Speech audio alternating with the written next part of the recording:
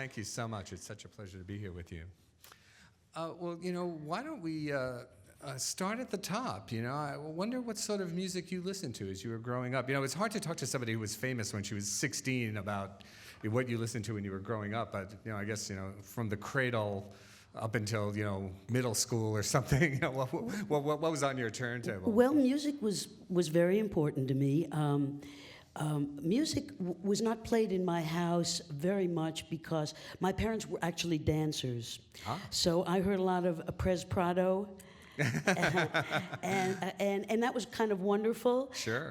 But I also heard a lot of Frank Sinatra. I heard a lot of Ella Fitzgerald.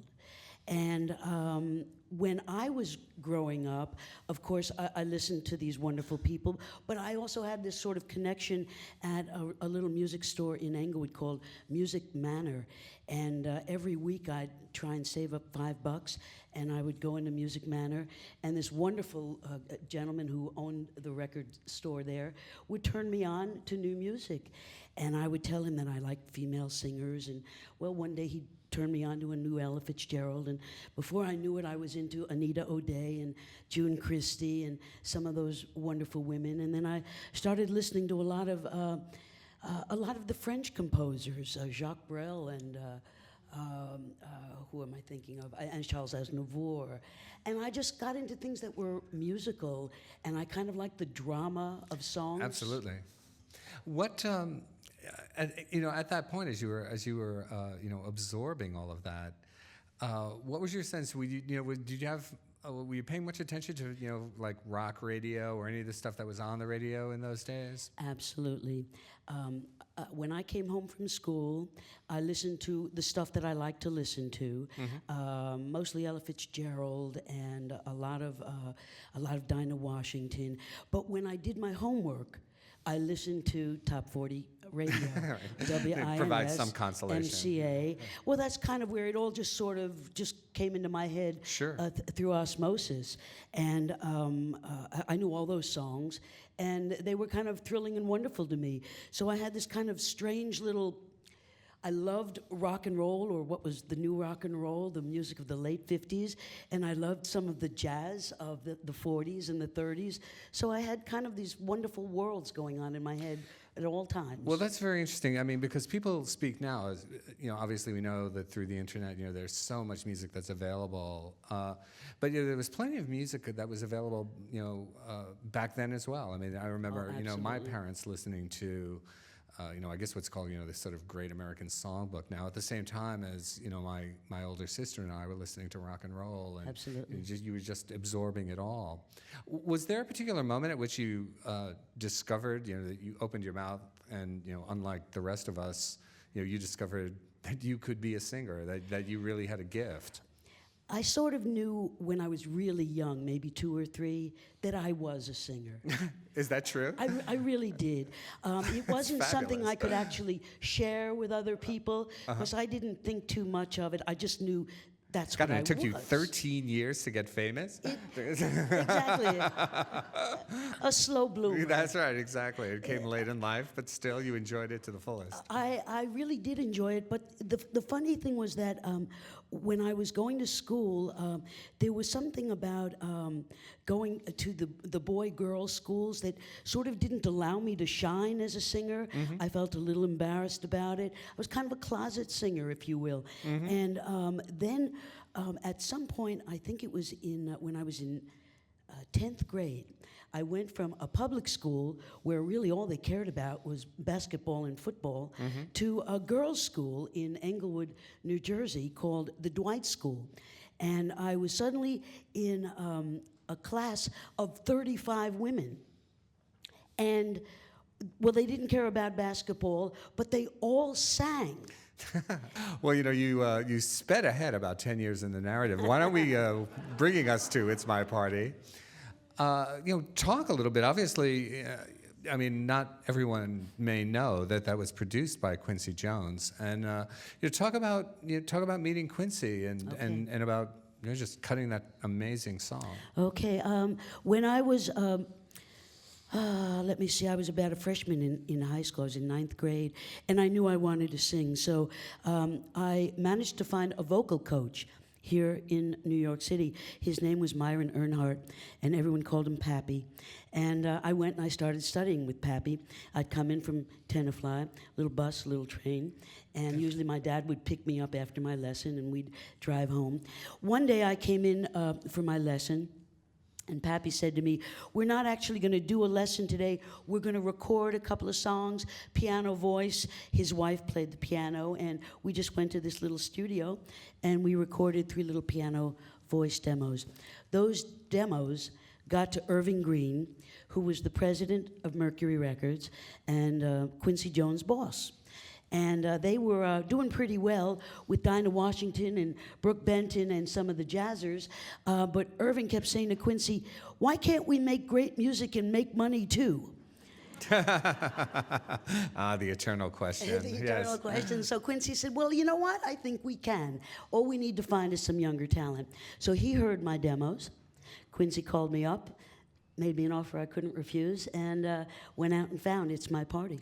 What was the session like? I mean, people, you know, I don't think people, or maybe they do. I mean, like these days, you know, it takes like a week and a half to get, you know, the snare drum sound right. You know, like So true. Whereas like people would record whole albums in an afternoon. You know, what Well, was it like to do It's My Party? The studio was maybe about as big as this hall.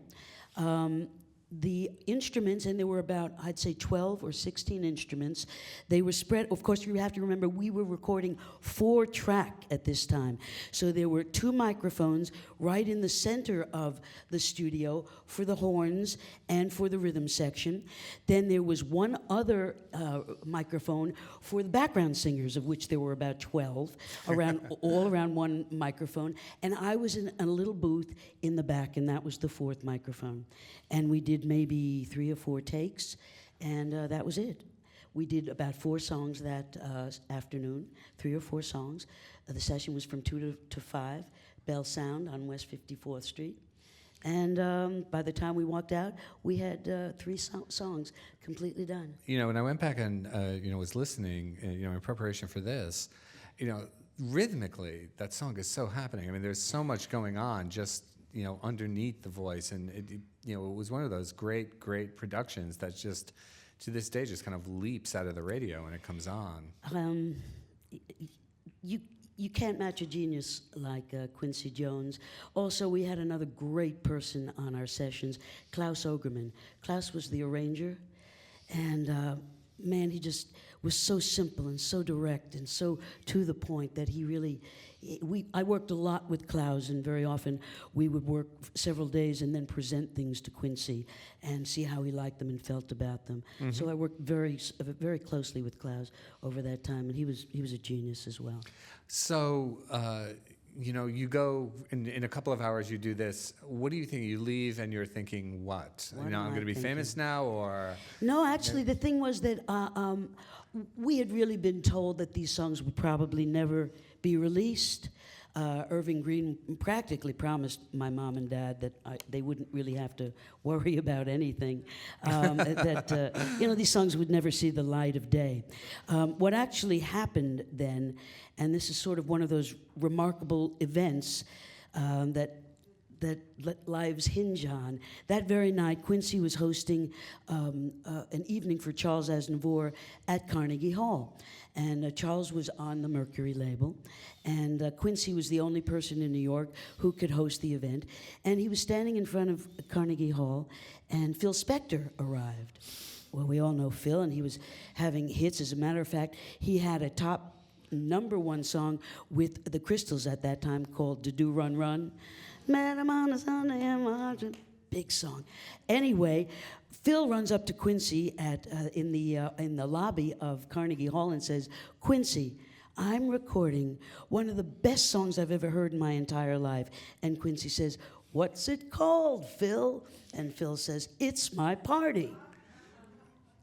Quincy doesn't utter a word. He sits through the entire concert. He sits through the entire party. The next morning, he gets up at the crack of dawn, goes back to Bell Sound, grabs the 2-inch tape, wakes Phil Ramone up, and they sit in a studio on West 48th Street, and they run off 100 acetates of It's My Party. Monday morning, Quincy puts those 100 acetates into the mail to the top radio stations in the United States. He gets on a plane to Japan on Wednesday and returns 6 weeks later, and It's My Party's the #1 song in the nation. Wow. What did you feel like the first time you heard it on the radio? Well, that was really a shock. I heard it 7 days after I recorded it. It was a Friday after, which is pretty bizarre. Yeah, right that's there. amazing. It took almost a week. Is really That's right. It wasn't an Things overnight moved very, thing. very It took slowly a in those week. days. Yeah. I heard it as I was driving home from school. I was coming back from Dwight. I was on Engle Street, and I was headed toward home. It was about 2 or 3 o'clock in the afternoon. It was a Friday, April 6th. I know this because it was my mom's birthday. And I begin to hear a song on the radio that I know is It's My Party. And I think to myself, wow, someone else recorded It's My Party. Nice song. How did that and then happen? sort of as I'm singing along, I realize, boy, I kind of know this phrasing very well. What's going on here? And I realized maybe somewhere in the middle of the second verse that it was actually my recording. That's unbelievable. How did that affect your status in high school? I mean, there's those of us. I mean, life is ongoing. High school, of course. Yeah, absolutely. I'm kind of luxuriating in what you must have felt as a result of having a hit single while in high school. Well, it was better than a dream come true because all of the women in my class, they kind of knew what was going on, and they were on my side, and they felt like they were a part of it. By the time I got to Sarah Lawrence, 2 years later, it was very different. Some people were happy to meet me, some people were jealous, some people, it was a little harder to find friends then.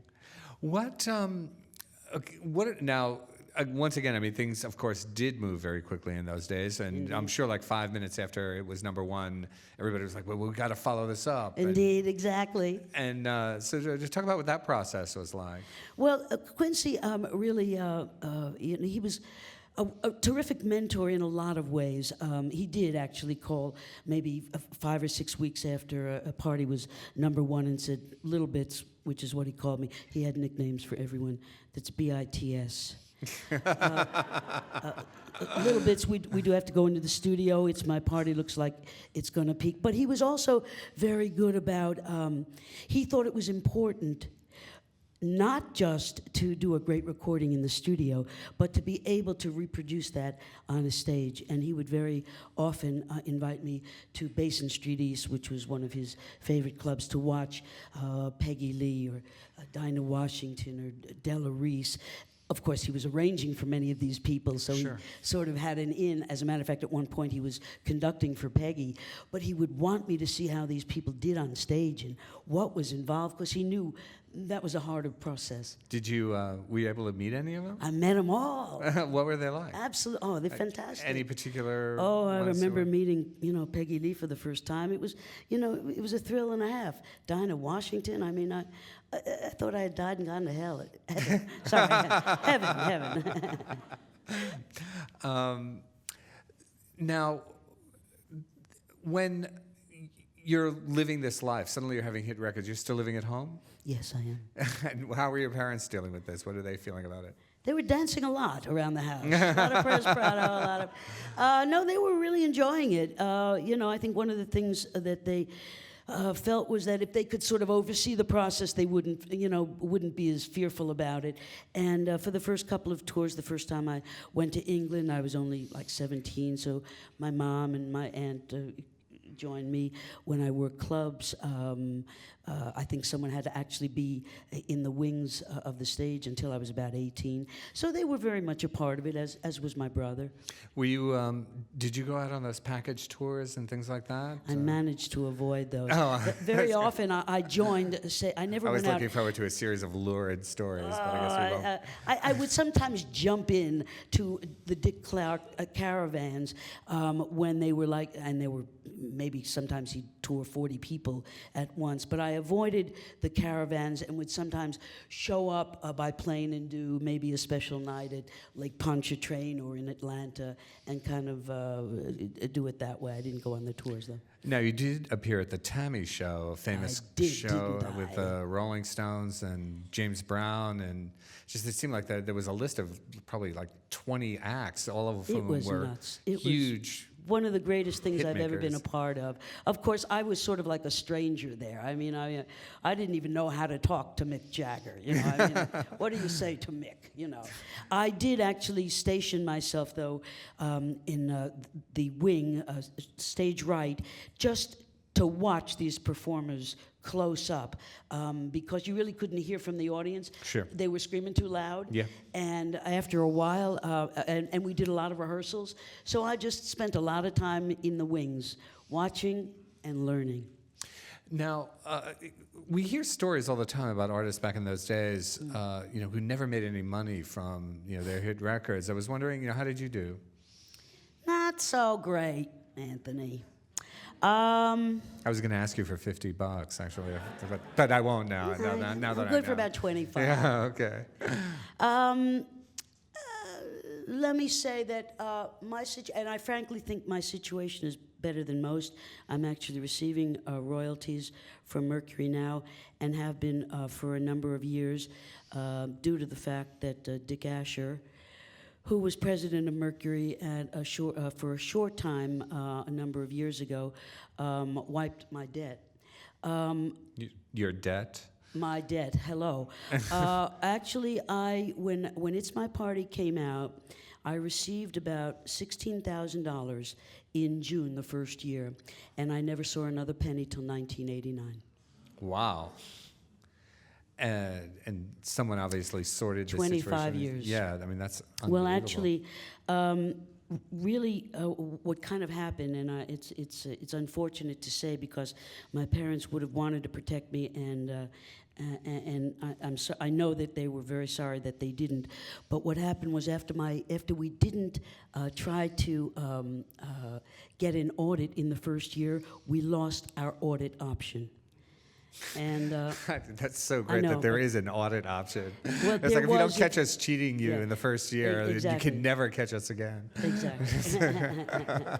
That's pretty much the story. The ethic. Yeah, exactly. Music industry well known for its high standard of ethics. On the other hand, I do have to say that I think I've come out better than most.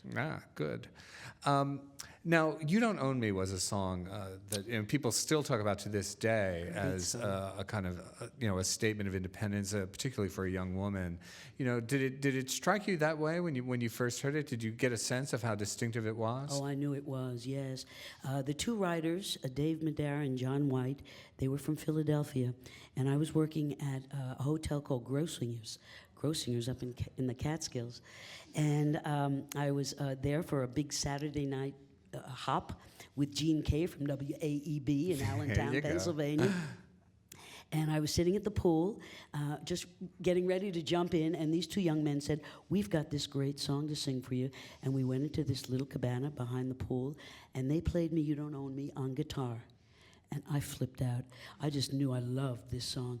And I had them come back to New York on the Monday and meet me at Mercury with Quincy and play him the song. And he loved it as much as I did. Now, in terms of your, there's a kind of, there's a tremendous sense of conviction and passion in your rendering of it. And, can you talk about just the performance in the studio, that day when you were doing it? Was there, were you a kind of method singer, or did you just kind of get up there and do it like a pro? No, I think, I was 16 years old. How much method did I have? Let's face it. I didn't really have much technique. What did I rely on? And I have to say this also. I read something that you said, and it really resonated with me. When you were starting out, you felt you had the discipline. You felt that you learned well. But there was a period of time, I hope I don't misphrase this, where you almost, you were always waiting for someone to tell you what what you were thinking about. Yeah, yeah, absolutely. It's the result of Catholic school. Okay, well, Yeah. Okay. What's the answer? I- Okay, you're saying. I sort of felt that in a funny way. There was no other woman doing what I was doing. Did I relate to Peggy Lee? Sure, I did, but I didn't see myself doing what she did on a stage at that point in my life. It was hard to find people to Sure. relate to. Quincy was a great mentor and a wonderful teacher, but he had a male point of view. He wasn't coming from a female point of view. Sure. So I felt like I was sort of dealing with that issue. Who was I supposed to be out there? You Don't Own Me made a lot of that pretty clear for me, because who wouldn't want at 17 to stand up in front of an audience and shake your finger and go, Yes, yeah, don't tell me sensational. what to do. You know, I mean, who couldn't love that? And I figured you could be a guy or a girl. It didn't really matter at that point. Well, the song really does that. I mean, and that's something that, I mean, we'll talk about your new record in a minute, but that's something that you make clear, I think, in the, in the new version. In the way I think a lot of material grows with the singer, in that song. Absolutely. In the version that's on your new record is, equally compelling, and in a different way. I mean, Absolutely. the experience of your life is something that informs it. You Don't Own Me is probably the song that, over the 40-some-odd years that I've been performing, it's the song I've closed with the most, because it's the strongest song I have, the strongest song I can sing. And I think what happens, method, technique, what really happens is you get into these lyrics, and surely when you're 16 or 17, they mean something to you. When you're 35, 36, they mean something more or something else. And when you get to my age, they continue to mean something. And I think that's, that's how you determine a great song. At that point, right around that time when you're having all these hits, the British invasion happens, and there was a general sense that certainly, anybody who wasn't from England was somehow, that wasn't, you wanted to be English, you wanted to be, from over there. How did that all impact you? What was your sense about it? What was your sense about it, just as a listener and somebody on the scene and somebody young enough to totally get it, at the same time as, you had a lot at stake in your career, even though you were still quite young at that point. Well, I did love the music. I mean, I loved all the British music coming in. I had had the opportunity to meet the Beatles when I had been on tour with Brooke Benton and Trini Lopez back in September of '63. Yeah. So I was kind of prepared for who they were. And What were they like? Oh, they were wonderful. I mean, they were, this was before they started writing, and they were very warm and very friendly and very funny. I met them at a disco called the White Elephant, and everyone just, was kind of like the New York scene in the '60s at that time, before they had started writing. But I loved their music. I loved the Dick Clark Five, the Dave Clark Five, and Herman's Hermits, and I thought it was wonderful. Of course, it did impact my career, but I also was early on was aware that it was a fairly fickle business. Oh, yeah. And that Good I'd to learn that probably lesson be early. moved out in, shortly. So I was kind of prepared for that in some way. There was much more of an expectation then, I think, that, everybody, nobody had any sense that, that we'd be sitting here talking about these songs. No, I should say not. Yeah. There was a feeling that, you wanted, a variety of kind of things in your life, and one of them was going to college. And as you mentioned, you did go to Sarah Lawrence. Was that a hard decision for you to make? I mean, No, did you? It wasn't even a decision I made. I had always intended to go to college, and I knew that if I didn't matriculate right after high school, that there'd Yeah, probably right. be no going Exactly. back. And at that point also, to be honest with you, I'd been out in the public eye enough to kind of look forward to a slightly cloistered life at Sarah Lawrence and studying and getting away from the public eye.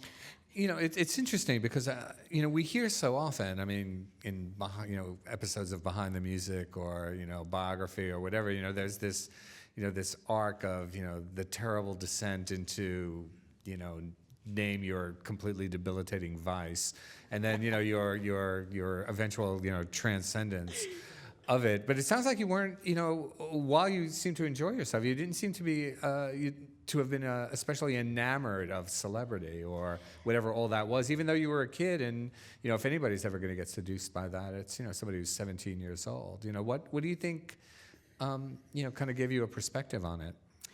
I don't know. I think when suddenly, because stardom hit me so quickly and so fast, I suddenly had a lot of friends I didn't have before. Oh, yeah. And I had to kind of assess it very quickly, and I could see that this, it had its ups and it had its downs, and I had to watch to keep it into some perspective, I think.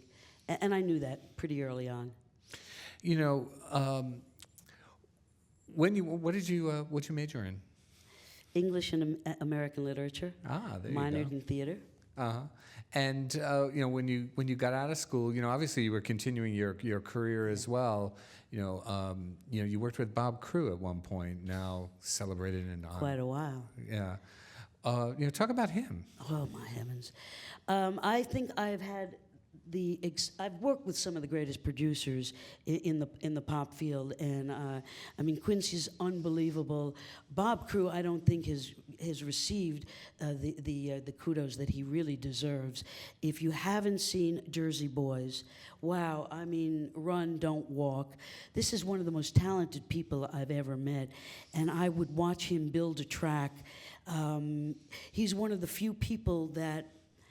Oh, I love to talk about Bob, and we're still very friendly, and I still listen to his records, and so many that we did together that were never released that are just amazing.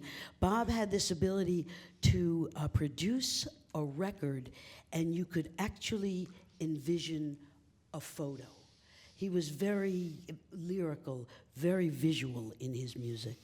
Incredible talent. Now, at what point did you begin to think of yourself as a songwriter? You were doing it, a bit early on, and how did that aspect of your work develop? Well, I think there was a point a number of years after I finished college where I had sort of decided, is there something else I can do? And frankly, I really wasn't prepared to do anything else.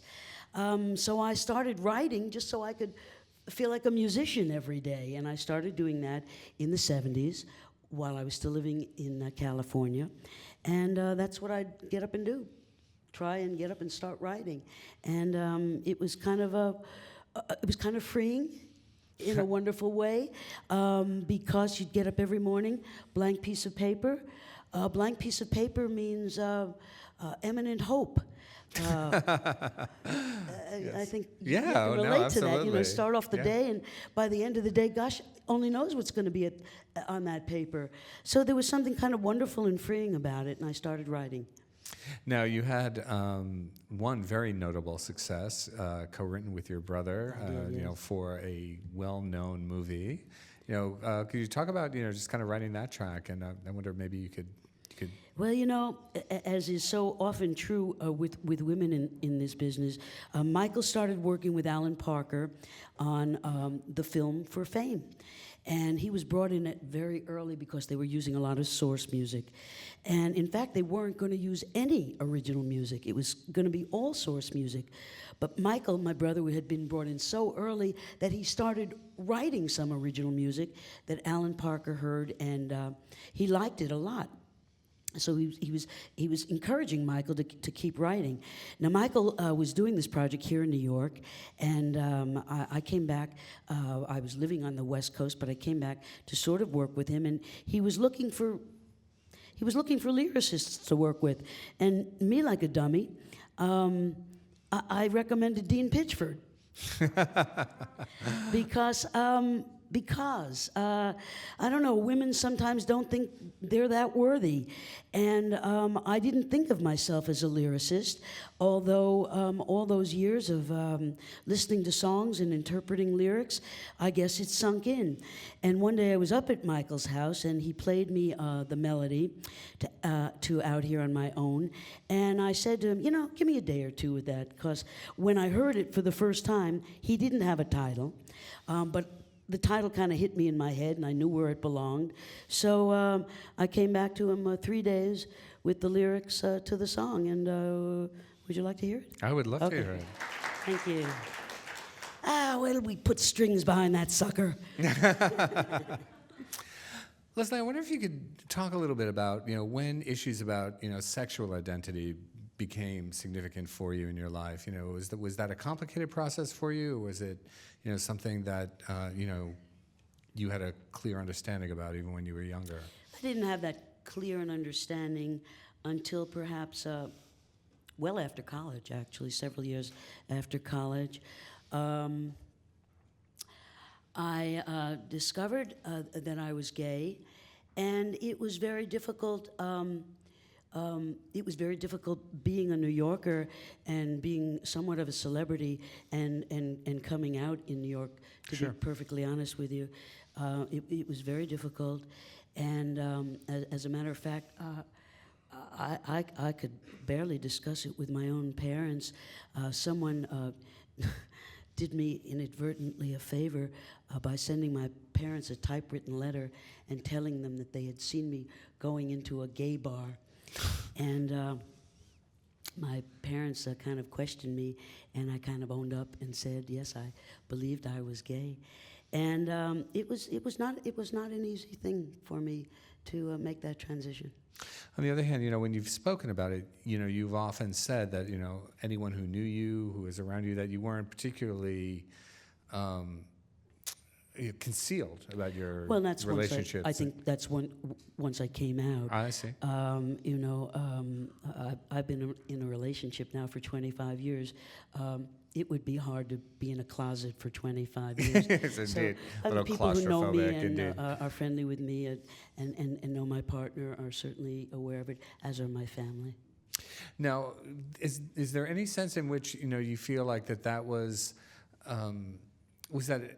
did that affect your music in any way, or affect your writing in any way? Was it an element of it? Was that a factor? No, I don't think so.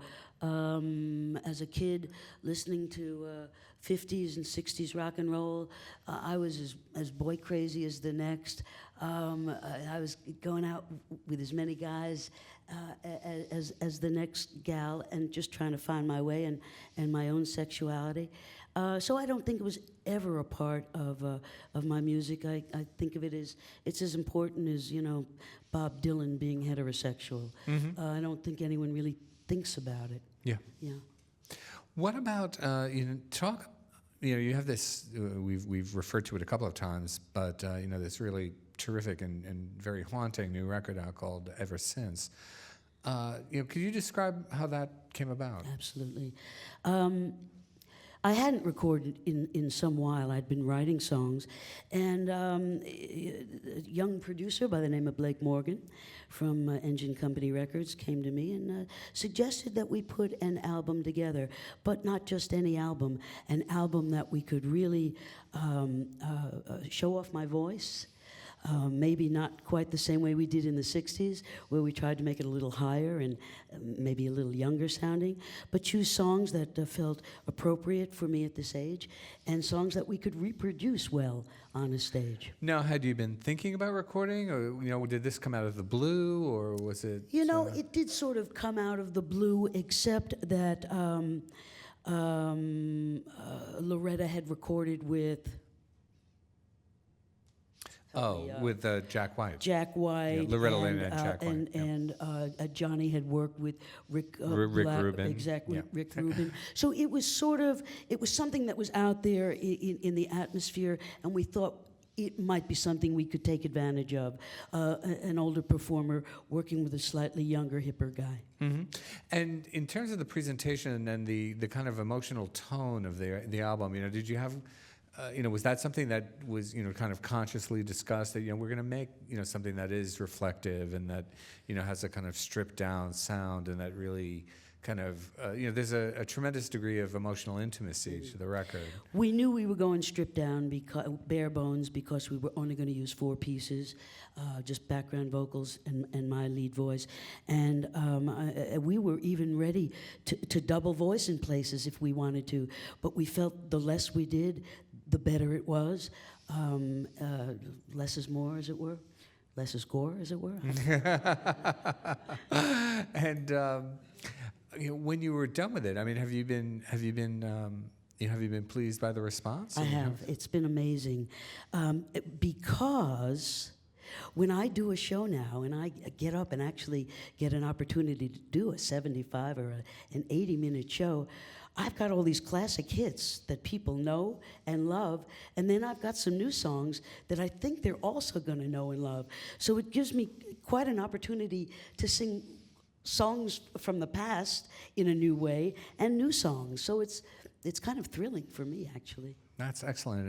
Wonder, do you think we could hear one now? I'd love to. I'd love to do something from the album. There were a number that we could do, but I'd like to do for you one that I wrote called "We Went So High." Well, maybe we should see if the audience has any questions. Anybody out there have anything? Oh, all the way in the back. How do you think your career would have been impacted had you been able to write in the very early years the way you write now? I think it would have. I think I'd be a wealthy woman today. I think it would have been heavily impacted. That is really the key today. Writing songs and royalties is. As long as that ticket. Anti-audit clause didn't kick Exactly, in, right? exactly. But yeah, that is the ticket. Royalties. I think I'm going to use that, when we're Yeah. coming on to tax time, when, the IRS, I have an anti-audit clause or something. You didn't catch me in the first year. I can't get over that. Sorry. So extraordinary. Just shameless. Anyone? Yes. Can you tell us a little bit about your relationship with Ellie Greenwich? I'd love to, because, Ellie Greenwich not only wrote Maybe I Know for Me and Look of Love, Ellie Greenwich was part of my background vocal group for all of those songs. So when I listen to like 9 Lesley Gore albums, I hear Ellie's voice all of the time. She's a terrific gal. I think she's still living in New York, and I wish her well. She's a really talented gal, really talented. You, sir. Yeah, your rendition of In the Still of the Night is fantastic. Have you given any thoughts to doing perhaps a CD of oldies? I haven't, but all ideas are welcome. LesleyGore.com, just send them in. Yes. Who do you, of the current crop of young female singers coming up, who do you admire or who do you identify with? Well, I think I admire, I still admire Aretha, and I love Nora Jones. I sort of like what she's accomplished.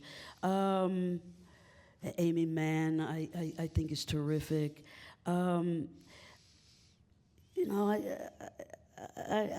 There's so many people out there today. I listen to a lot of music. Do you think that there's a sense, could you talk a bit about how, the kind of music industry and just the whole, reality has changed so completely, Completely. I started with Mercury. Mercury was actually a label, but it was a mom and pop outfit. They had an office at 580 Fifth Avenue. It was tiny. Quincy's office was about as big as this table. It was silly. And they just had a receptionist in Irving Green's office. The real office was actually in Chicago. So it was...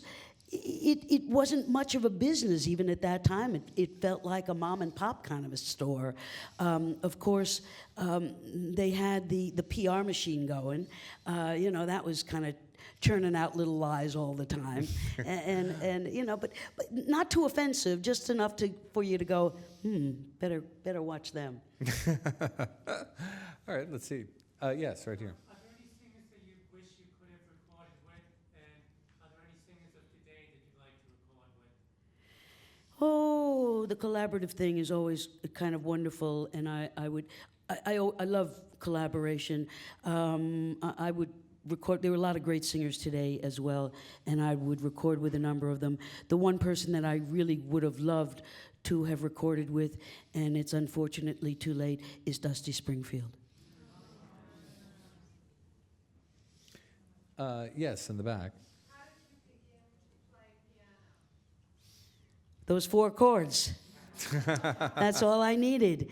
Once I saw, actually, the thing is, I would have been a much better piano player if my brother hadn't been such an incredibly good piano player. He was great, and I would take piano lessons, but after the first 10 minutes, I'd make my piano teacher, who was a great jazz piano player, I'd make him play for me so I could sing. And that's what my brother Michael did for me. He sat down at the piano the first day that the piano came in the house, bass chord, Fly Me to the Moon. Wow. So he got it completely. I wasn't quite that good. I could figure out the 4 chords, and if the key of A wasn't right, I could move it up to C. I saw the relationship between the intervals, but I got lazy and I let other people play piano for me. But that's how I play, by ear. Yes, right down here. Yes. Smokey Joe's. Yes.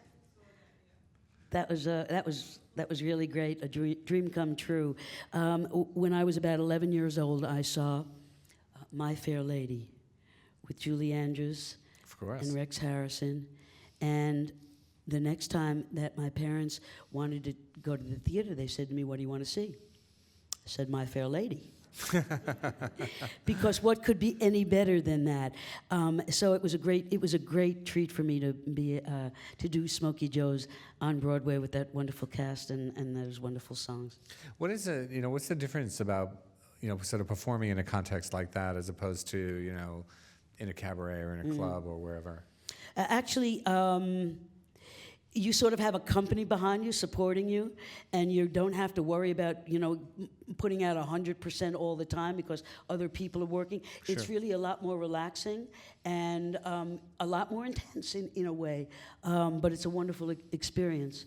And you're sharing that, and I think that's the nice part of it. Yes. When you started your music career, did you want to do a duo with someone else? Well, you mean when I first started? I guess, did you want to be a girl group? As Well, opposed to a girl interestingly solo, enough, the first thing that I ever did on a stage was in Tenafly. There was a group, the lead singer was Mary Lombardi, and there were 2 other girls, and all they did was Shirelle songs. And they lost one of their people, and I went and auditioned. It was a no-brainer, of course I got it. And so I actually did sort of one of those Friday night rock and roll shows in Tenafly, and we did 2 songs by the Shirelles. I hadn't really thought about doing songs with anyone else. The duets sort of came in later in recording. Yeah. Is your brother in the music business? Yes, he is. Michael, of course, produced Fame, and he has done dozens of other film scores, Pretty in Pink, and what am I thinking of with Shirley MacLaine, Terms of Endearment. And Michael's done a lot of scoring. He's a great songwriter and a good guy. Yes. It was really great fun. I never expected to get it, so it was no big deal. Actually, it was kind of elongated because the year that we were up for an Academy Award was, I'm sorry to laugh, was the year that Ronald Reagan, they tried to assassinate Ronald Reagan. So the Academy Awards didn't actually go off that day. Everyone was dressed and ready to go, and they canceled them. So you sort of had to kind of wait for the next day. It was a little boring. One more day. Yeah, exactly. Yeah, in the back. Was there ever any attempt to put you into a teen movie or a TV sitcom the way they did with Elvis and Shelley Fabares? I did a couple of those teen films, yes. I did one called Girls on the Beach. They were all called Girls on the Beach, weren't they? I think I've never seen, actually. And I did another one called Ski Party. How original was that, right? Yes, right down here. I heard that CSI used one of your new songs. That is correct. One of the songs from the album called Better Angels was used on the premiere show of CSI Miami, and it's a beautiful song written by Blake Morgan. And if you've never seen the CSI Miami, look for it. It's used very well. Thank you for that. Yeah. Can you sing again, please? Maybe I know that he's been. I'm actually just learning it now because I have to do it for a show, but I don't have it down completely. So I don't want to play it at the piano and completely F it up. I think not. I'm not prepared to play anything else for you at the time. Yes. Actually, no, I did a David Susskind show with Phil Spector once, and that's the only time I ever met him and never worked with him in a studio. What was he like? He seemed a little disturbed. He was sort of rocking back and forth on his chair a lot, and he didn't say much, but he was there. Sounds about right. Yeah?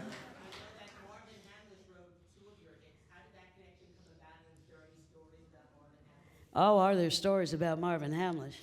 I should say Please. there are. I met Share. Marvin when he was 17. I was about 16. I heard Sunshine, Lollipops, and Rainbows. And Marvin was actually my first rehearsal pianist. He helped me put together maybe my first 4 or 5 acts. So I worked with Marvin for many, many years. He wrote Sunshine, and then he wrote California Nights for me.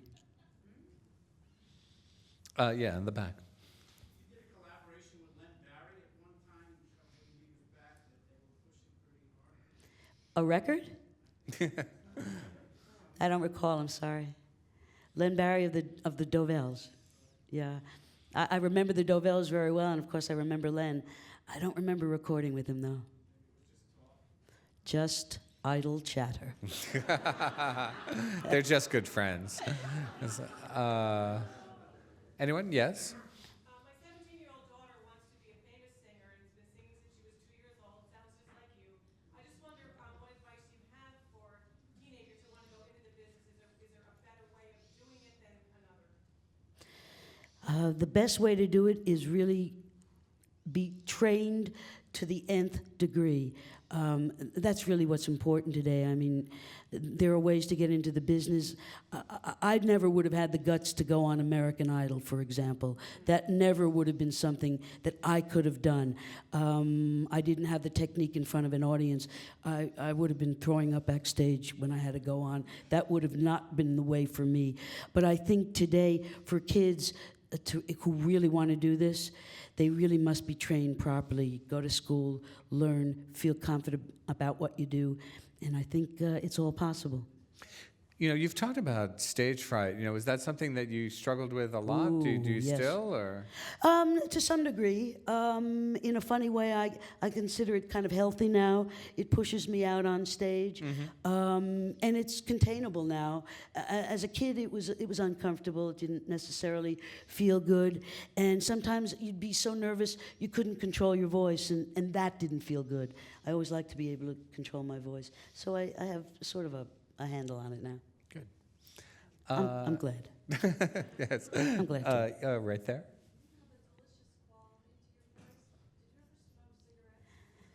No, a little bit in college.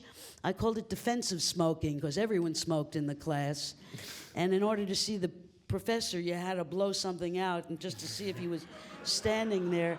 But that's all I really ever smoked. Yeah. Any Brill building stories? Brill building stories. Well, the Brill building, of course, was I was up there quite a bit over the years, especially the early years, when so many songwriters were actually writing songs in these buildings, and you could go to their little cubicles and listen to these songs literally 10 minutes after they were written or the day after. It was a very exciting time for songwriters and for people like myself who were looking for material. Any specific stories about writers, singers, personalities? Wow. I can remember going up to Donnie Kirshner's office one day and seeing and hearing Neil Sedaka and Howie Greenfield, and then Tony Wine and Carol Bayer Sager, and then Carole King, and I mean, it was like a who's who of writers. It was an amazing, amazing time. I'll always remember that day. We've got time for a couple more. Anyone? Go ahead. Yes, I do. It's called Ever Since. And you can purchase a copy after this next question, probably. Who wants to ask the last one? You. I'm sorry? I see. Okay. I think we'll take another one from that lady as well that I wanted to call on. But go ahead. Do you feel it's missing in the music business today, and what is needed? What was the first part? What do you feel is missing in the music industry today, and what is needed? You know, interestingly enough, there's a lot of great music out there, and I'm not sure anything is missing, except, of course, the labels are gone, because they frankly weren't doing their jobs in the first place, which is to cultivate talent and help people get to where they're going. And frankly, they haven't been doing that job so well for a long time. So independent labels seem to be doing it better. If we could have labels that worked, it would be great. One thing I would love to see, and it was a very exciting time, songwriting done in the 50s and 60s, where someone had a company like Screen Gems and had 12 or 16 writers, and people came in every day and wrote songs. This was a great way to learn how to write. Every day you wrote a new song. Well, after a couple of years, wow, you got pretty good. I would love to see that kind of energy put into publishing and into writing music today. I don't know if it's possible in this day and age, but I'd love to see that happen. There was a woman who had her hand up that I was about to call on, and you were sitting over there. Maybe you had a brown sweater on. Did I just imagine you? She thought better. This is like, Grand Illusion or something. Lesley, thank you very much. This was a tremendous pleasure. Really enjoyed it. Lesley Gore.